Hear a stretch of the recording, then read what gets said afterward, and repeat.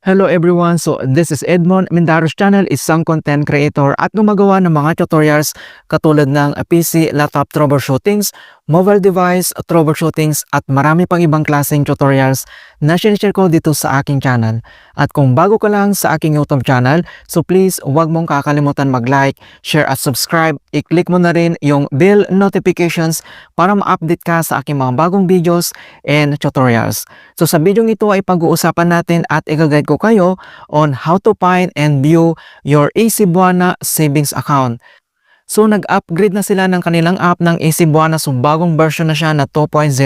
So sa may dating account, so may savings account dito sa AC Buana, huwag po kayong mag-alala dahil naka-intact pa rin yung ating account dito.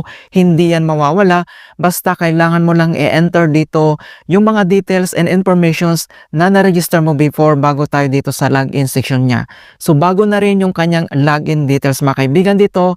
So hindi na before kung paano tayo mag-login, iba na rin dito ngayon. So mas maraming ngayon pwede nating i-enter dito, and then yung OTP na kailangan natin i-enter.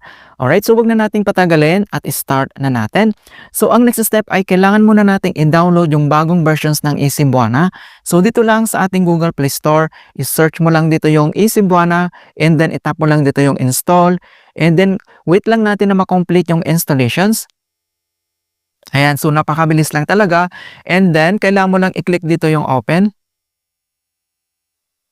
Then next, so magpop up dito sa ating screen yung option na allow si Buana to take pictures and then record videos. So it depends on your preferences kung gusto mo itong while using the app, only this time, or don't allow. Depende sa'yo kung gusto mo ito. So isiselect lang natin dito yung while using the app. And then another notifications na allow AC Buana to access your contacts. So yun nga, depende sa'yo kung gusto mong i-allow or don't allow. And then i-click lang natin dito yung allow. And then another details dito sa baba lang na ating mobile screen, dito yung login and then create an account.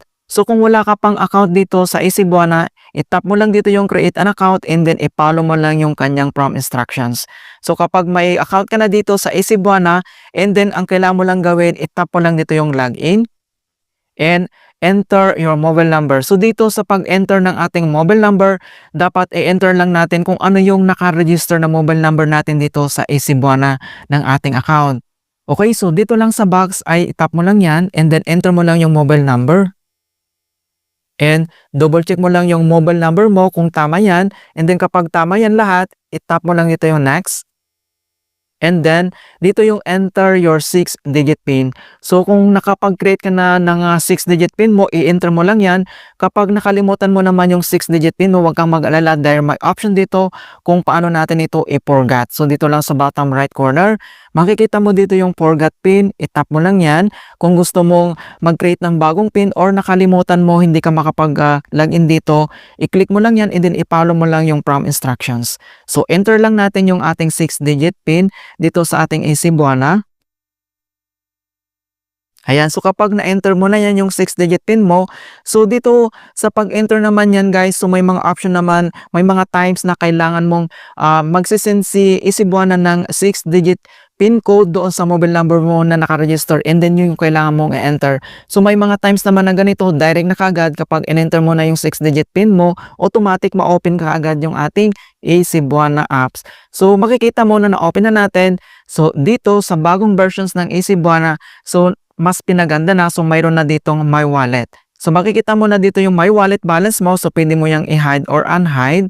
So i-click mo lang dito yung icon settings na makikita lang dito sa top right corner ng ating wallet balance. Kung gusto mong i-hide yan, pwede naman. And then kung paano ba natin i-view yung ating savings account.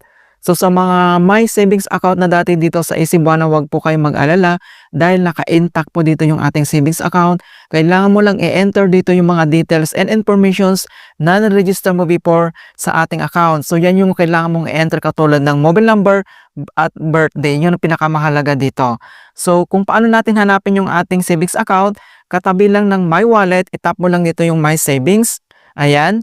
So makikita mo kaagad dito yung savings balance mo, and then yung account number. So makita nyo dito yung savings balance, pwede mo naman yang i-hide or unhide. Tap mo lang dito yung eye icon mga kaibigan, dito lang sa top right corner kung gusto mong hide or naka-unhide yan. Ayan, so napakasimple lang talaga at mas pinaganda na dito.